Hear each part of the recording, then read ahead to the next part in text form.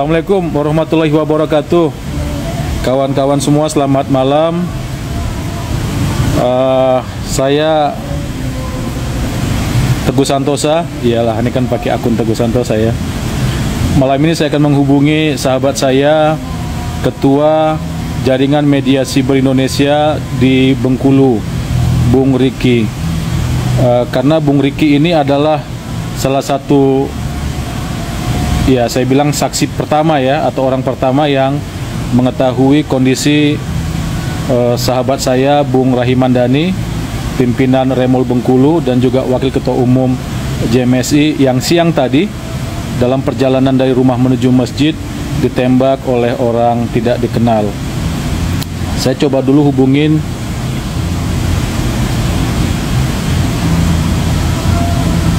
Bung Riki.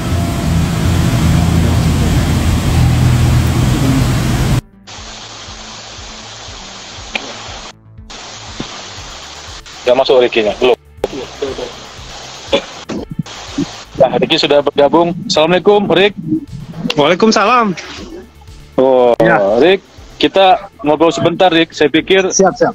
obrolan ini penting untuk memberikan penjelasan lah ya kepada kawan-kawan kita semua yang ingin mendengarkan apa yang sesungguhnya terjadi terhadap sahabat kita Bung Rahimandani tadi siang.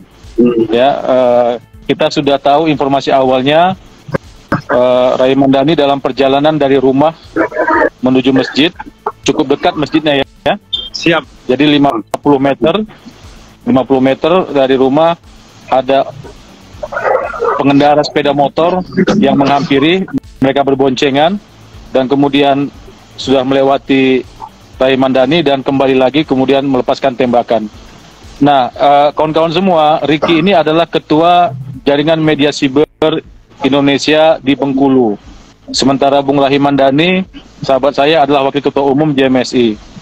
Dan selain itu juga Bung Rahimandani adalah pimpinan Remol Bengkulu dan pernah menjadi Sekjen Pimpinan Pusat Pemuda Muhammadiyah di Jakarta, juga pernah menjadi anggota DPRD di Bengkulu, dan sekarang sedang mempersiapkan diri untuk ikut pemilihan anggota DPD RI. Rik, coba dijelaskan bagaimana kronologinya, Rik.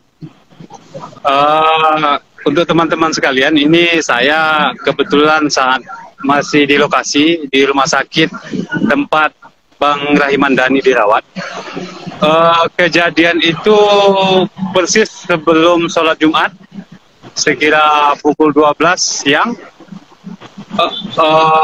Menurut cerita beliau, waktu itu dia bersiap untuk sholat Jumat, pergi ke masjid. Jarak masjid ke rumah beliau itu sekitar 50 meteran.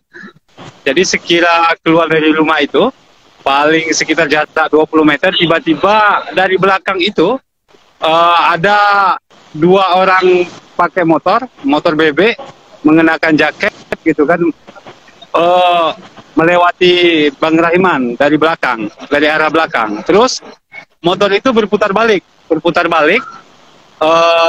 lewat lagi dari Bang Rahiman. Tiba-tiba dia merasakan kena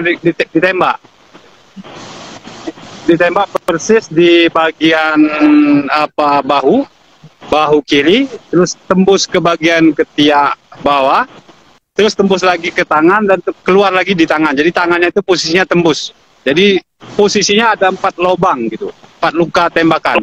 Nah, kalau itu menurut keterangan beliau tadi,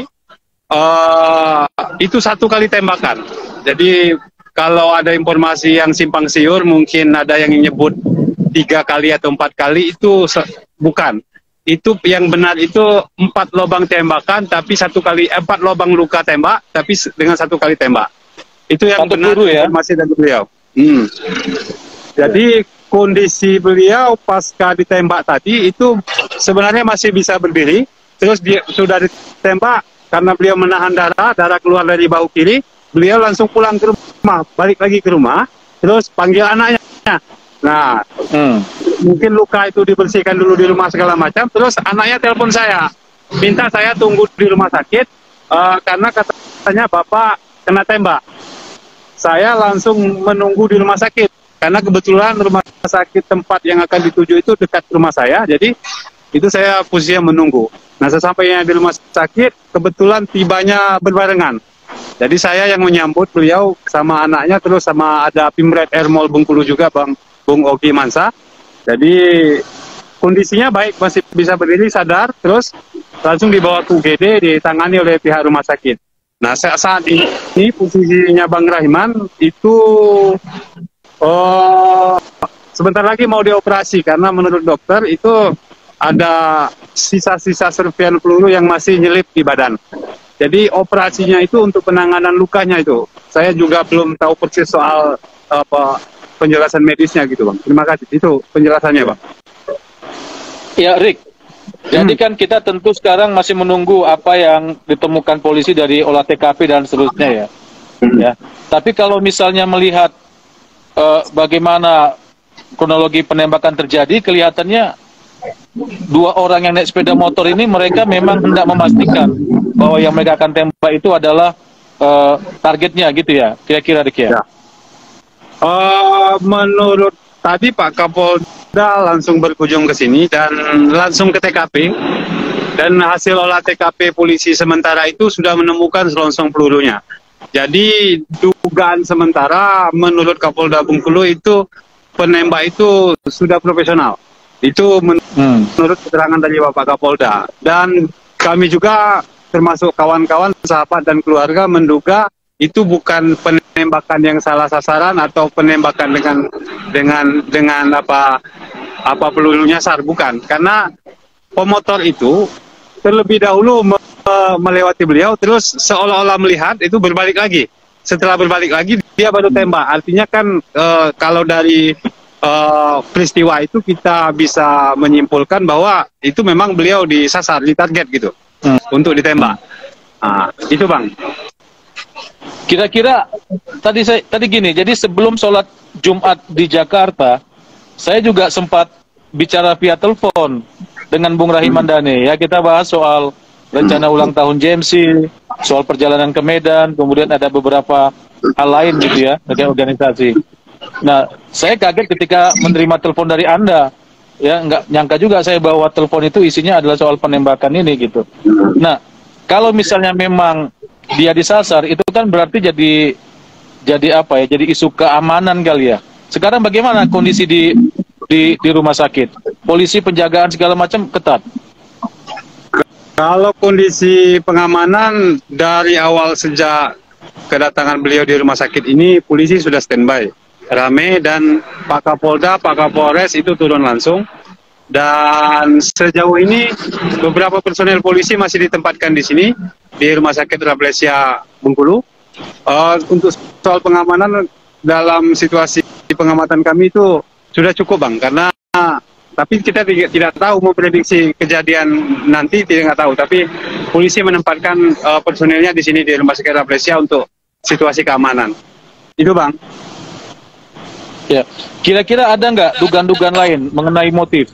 Walaupun tentu kita masih menunggu hasil pengusutan dari pihak polisi. Sejauh ini polisi belum menemukan motifnya apa penembakan itu, tapi polisi hasil olah TKP sementara itu baru menemukan selongsong peluru dan mungkin informasi dari kawan-kawan kepolisian yang secara personal menyampaikan ke kami, termasuk ciri-ciri pelaku itu sudah ada yang mengenali gitu. Polisi sudah dari keterangan beberapa saksi sudah memetakan lah ciri-ciri pelaku itu. Misalnya gimana ciri-cirinya? Ciri-cirinya itu menurut dari ini belum keterangan resmi, tapi dari pihak kepolisian ini hanya sebatas komunikasi personal dengan salah satu aparat kepolisian, kebetulan teman kita juga gitu kan. Ada yang satunya itu agak gempal gitu kan, tapi dengan rambut yang agak berombak.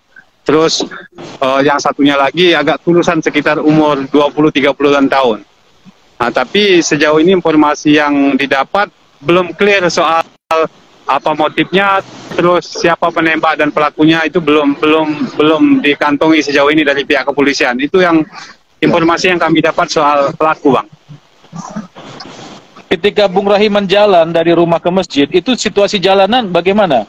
Sepi, agak sepi atau Ya, saya tidak di lokasi, tapi yang jelas saya kan tiap hari di sana. Memang kondisi perumahan itu ya perumahan yang tidak terlalu ramai, perumahan agak sepi lah gitu Bang. Tapi kondisi rumah Bang Raiman itu juga masuk gang yang agak sempit. Itu kalau mobil berpapasan itu nggak muat kalau dua mobil gitu kan. Jadi gangnya agak sempit gitu. Nah kondisi rumah juga, kondisi di lingkungan sekitar juga nggak terlalu ramai. Jadi pas beliau keluar itu dia sendirian, bukan nggak berbarengan sama orang, nggak, dia sendirian keluar dari rumah, nyampai sekira-kira 20 meter keluar dari rumah, itu ketemu sama pemotor itu, dia ditembak, dia langsung pulang deh. Biasanya kalau jalan kaki dari rumah ke masjid itu berapa lama itu? Nggak jauh Bang. Iya, jarak nggak nyampe 50 meter lah. Jarak rumahnya ke masjid. Dekat. Orang di masjid ada dengar suara tembakan nggak? Hah?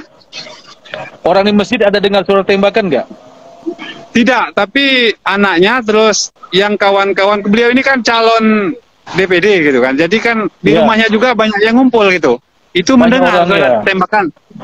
Termasuk penembakan itu kan persis berdekatan dengan rumah orang tua beliau, Bang.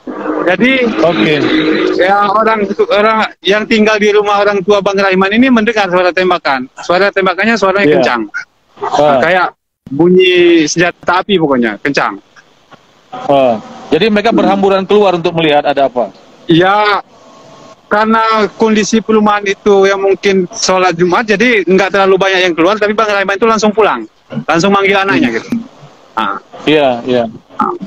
CCTV gimana? Ada di situ CCTV? CCTV sejauh ini belum. Kalau di rumahnya Bang Raiman kayaknya nggak ada. Terus polisi juga menyelidiki di jalanan yang kira-kira itu ada CCTV. Tapi sejauh ini belum ada keterangan resmi dari pihak kepolisian. Tapi informasi dari kawan-kawan, dari yang di lokasi juga, yang warga sekitar, itu ada CCTV tapi di sekitaran itu, tapi belum terpantau apakah itu sudah diamankan pihak kepolisian atau belum. Itu Bang. Baik. Oke, apalagi perkembangan di lokasi? Di lokasi saat ini kawan-kawan ya, termasuk kawan-kawan pers, beliau ini juga kan pemimpin umumnya Ermol juga ngumpul di sini, kawan-kawan kolega dari beliau ini kan aktivis ya, jadi kan banyak koleganya juga, banyak sahabat, termasuk seluruh keluarga udah ngumpul di sini. Ini kita lagi situasinya menunggu beliau dioperasi. Sebentar lagi kayaknya, atau mungkin operasinya mungkin sedang berlangsung sekarang. Saya kebetulan di luar rumah sakit ini. Ini persis rumah sakit Rafflesia, tempat beliau dirawat dan direncanakan operasi, Bang. Baik, Rick, untuk sementara gini dulu, Rick ya. Nanti apabila kita perlukan lagi, kita ngobrol lagi dengan cara begini ya. Siap, Bang, siap. Nanti akan kita kabari update terbaru. Siap. Baik, terima kasih Ricky Susanto, Ketua JMSI Bengkulu dari depan Rumah Sakit Rafflesia Bengkulu. Terima kasih. Ya, terima kasih Bang.